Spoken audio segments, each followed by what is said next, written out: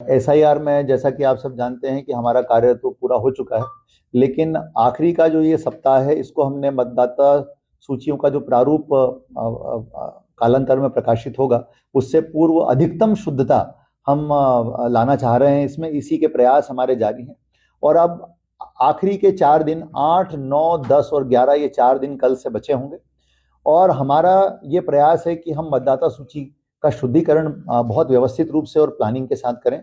इस दृष्टि से हमने जो कार्यक्रम बनाया है वो इस प्रकार से है कि 8 और 9 तारीख में दोनों दिनों में हमारे सभी नगरीय क्षेत्रों में और सभी ग्रामीण क्षेत्रों में हम लोग मतदान जो क्षेत्र है, मतलब मतदान केंद्र का जो क्षेत्र है, उस क्षेत्र में हम लोग ग्राम सभाओं का और वार्ड सभाओं का आयोजन कर रहे हैं। और ये ऐसी जगह पर होने जा रहा है, सभी जगह जो कि मतदाता जहां पर आराम से पहुंच सकते हैं।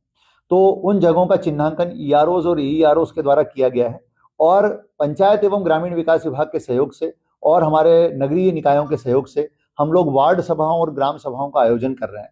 और यहाँ पर क्या कार्रवाई होगी, तो यहाँ पर हम लोग 2 चीजें करने वाले हैं। एक तो पहली चीज, जितने लोगों के नाम नो मैपिंग में आए, यानी कि जिनका 2025 से 2003 का लिंक नहीं हो पाया है, उनकी सूची पढ़ के सुनाई जाएगी सभा के सामने।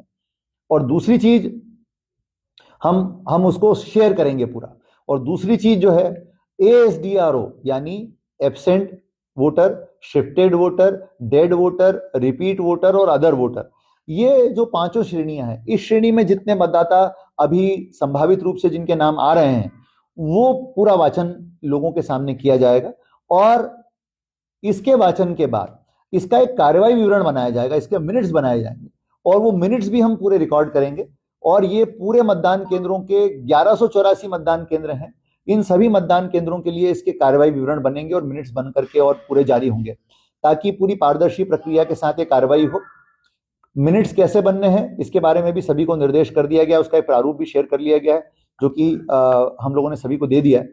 और ये मिनट्स बनने के बाद इसको हम हमारा जो जिला प्रशासन दमोह की वेबसाइट है इस पर भी अपलोड करेंगे फोटोग्राफ्स के साथ, ताकि कोई भी व्यक्ति इसको आसानी से देख सके कि क्या कार्रवाई हुई है। और इसके वीडियोस भी बनाए जाएंगे प्रॉपरली, ताकि ये समझ में आए कि कहाँ किस तरीके से वाचन की कार्रवाई पूरी कंप्लीट हुई है। तो ये 2 श्रेणियां जो है हमारी, नो मैपिंग वाली और एएसडीआरओ, जिसमें हमारे जो मतदाता संभावित रूप से आ रहे हैं उनके नामों को हम शेयर करेंगे सभी लोगों के साथ, ताकि कोई वहीं पर बता दे कि साहब ये नाम गलत तरीके से आ गया है या ये नाम तो ऐसा नहीं बल्कि ऐसा होना चाहिए था, तो उसका वेरिफिकेशन कराया जा सके। और वेरिफिकेशन के बाद यदि कोई संशोधन किया जाना हो तो वो ईआरओ और बीएलओ के लेवल पे किया जा सकता है।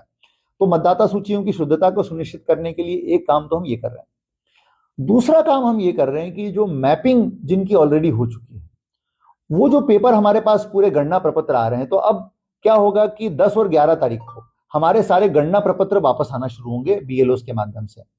तो सभी ईआरओ, जिस तरह से आपने देखा होगा कि मतदान सामग्री का वितरण और वापसी होती है, वैसे ही ये जो फॉर्म्स हैं इनकी वापसी की व्यवस्था जब होगी तो इन फॉर्म्स को हमारी टीमें चेक करेंगी। हम टीमें बिठा रहे हैं और ये टीमें चेक करेंगी एक एक फॉर्म को और देखेंगी कि इस फॉर्म में कोई कमी तो नहीं है। मतलब ऐसा तो नहीं कि किसी फॉर्म में बीएलओ की दस्तखत नहीं है, किसी फॉर्म में जो है मतदाता की दस्तखत नहीं है, किसी फॉर्म में माता पिता का नाम ही नहीं लिखा है, जो कि यदि उसमें जरूरी था यदि मैपिंग है तो ये सारी चीजों को एक बार चेक करके और वो वेरीफाई करेंगे और उसी के बाद वो दस्तावेज लेंगे।